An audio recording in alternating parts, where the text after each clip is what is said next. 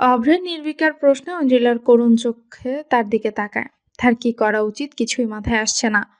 একটা বিকেলে তার জীবনটা এভাবে পাল্টে যাবে কল্পনাতেও ছিল না।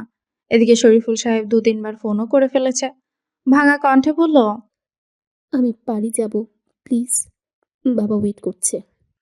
তুমি হয়তো ভুলে গেছো আজ আমাদের বিয়ের প্রথম রাত। তোমাকে আজ আমার সাথেই থাকতে হবে। আপনি এমন কেন করছেন? আমার সর্বনাশ তো করেই ফেলেছেন। আর কি চাই? আমি তো আপনার কথা মতো আপনাকে বিয়েও করতে রাজি হয়েছি। তাহলে প্লিজ আমাকে যেতে দিন। এবার অভ্র এক হাতে অঞ্জলির মুখ চেপে ধরে আর নিজের কাছে নিয়ে এসে ক্ষিপ্ত কণ্ঠে বলে, তোমার কি মনে হয় তোমাকে ছেড়ে দেবার জন্য বিয়ে করেছি? কি বলেছিলে আমি নাকি চরিত্রহীন? কত মেয়ের জীবন নষ্ট করেছি তার ঠিক নেই। যখন ক্লেম দিয়েই দিয়েছো তখন সেটা প্রুফ করার দায়িত্ব তো আমার, তাই না? এবার আমার আসল রূপটা তুমি দেখবে। একটা সময় ব্যথায় কুঁকিয়ে ওঠে অঞ্জিলা। অঞ্জিলার চোখ থেকে অবিরাম পানি পড়ে যাচ্ছে। অভ্র সেদিকে দেখেও না দেখার ভান করে আছে। রাগের মাথা তার ঠিক নেই। পারলে জ্যান্ত কবর দেয় এই অঞ্জিলাকে। মজা ঠাট্টা একপাশে, কিন্তু তার এতদিনের সম্মান, এতদিনের তৈরি করা ইমেজ পুরো ধুলোয় মিশিয়ে গেছে। অভ্র চৌধুরী আজ অভ্র চৌধুরী হয়েছে নিজের যোগ্যতায়। এমনও দিন গেছে ২ ঘন্টাও ঘুমায়নি, কারণ সে তার বাবার টাকায় প্রতিষ্ঠিত হতে চায়নি। ৩১ বছরে এত বড় একটা বিজনেস আম্পায়ার তৈরি করা চারটেখানি কথা নয়।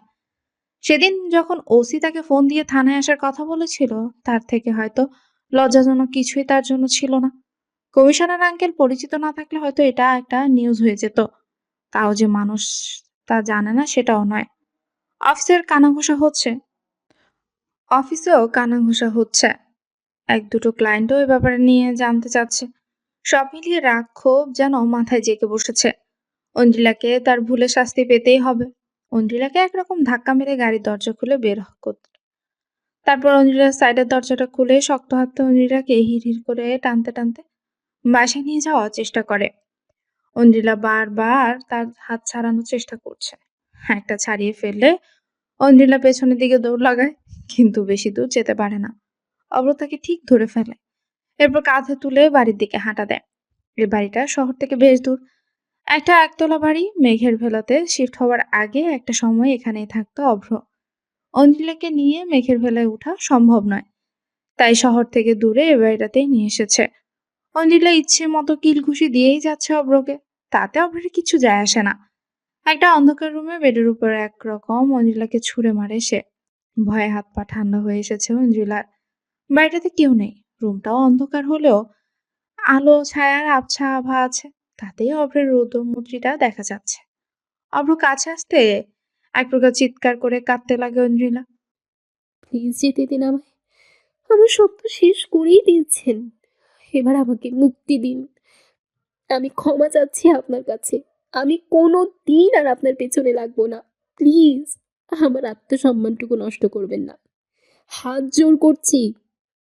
তাহলে বুঝতে পারছো আত্মসম্মান হানিটা কতটা গুরুতর? আজ আমি তোমার সাথে কিছু করে তোমাকে পচার জন্য ফেলে দিলে কি হতো? আমার কিচ্ছু যায় আসবে না।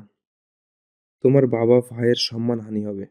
তোমার সম্মান হানি হবে, যেমনটা আমার হয়েছে। অঞ্জুলার বাহু টেনে অভ্রের নিজের কাছে নিয়ে সে চাপা স্বরে কথাগুলো বলে। একটু থেমে আবারও বলে, তোমার কারণে আমি এতদিনের রক্ত ঘামে গড়ে তোলা রেপুটেশনে আঘাত এসেছে। তুমি কল্পনাও করতে পারবে না তুমি আমার কতটা ক্ষতি করেছো। সমস্যা নেই, আমি তোমাকে ছুঁয়ে দেখব না। আমি তোমার সাথে সংসার করার জন্য তোমাকে বিয়ে করিনি। বাসায় বিয়ের তোড়জোড় করছে। আমার তাই একটি উপায় লাগতো। তুমি আমার উপায়। ১ সপ্তাহের মধ্যে তোমার বাড়ি আমার বাবা, ছোট মা যাবে। চাইলে মানা করে দিতে পারো বিয়ের জন্য, তাতে আমার আপত্তি নেই। তবে ভেবো না আমি তোমাকে ডিভোর্স করে দিব। তুমি যদি কোনোদিন কাউকে বিয়ে করতে যাও তখন আমি এই সার্টিফিকেটটা শো করব। তোমার বাবা ভাইয়ের সম্মানহানি হবে। তোমার সম্পূর্ণ ভরণ-পোষণ আমার থাকবে। কিন্তু স্ত্রীর যে সম্মান সেটা তুমি আমার কাছে কখনোই পাবে না। আমি তোমাকে আমার বউয়ের অধিকারও দিব না। আবার শান্তিতে কারোর হতে দিব না। তোমার জন্য আমার যতটা হেনস্থা হতে হয়েছে সব উসুল করে ছাড়বো। বলে সেখান থেকে চলে যায় অভ্র। ঐন্দ্রিলার মাথা যেন পুরো ফাঁকা হয়ে আছে। জীবনটা এভাবে পাল্টে যাবে কল্পনাতেও ছিল না। যে মানুষটাকে সে দেখতেই পারে না সে তার স্বামী, কিন্তু সেটা শুধুই কাগজের নাম মাত্র। ছোটবেলা থেকে বিয়ে নিয়ে ঐন্দ্রিলার স্বপ্নের শেষ ছিল না। জীবনে কখনো প্রেম নামক জিনিসটার প্রশ্রয় দেয়নি সে। বান্ধবীরা সব সারাক্ষণ নিজেদের এবং তাদের বয়ফ্রেন্ডদের গল্প তার কাছে করত, কিন্তু ঐন্দ্রিলার একটা কথা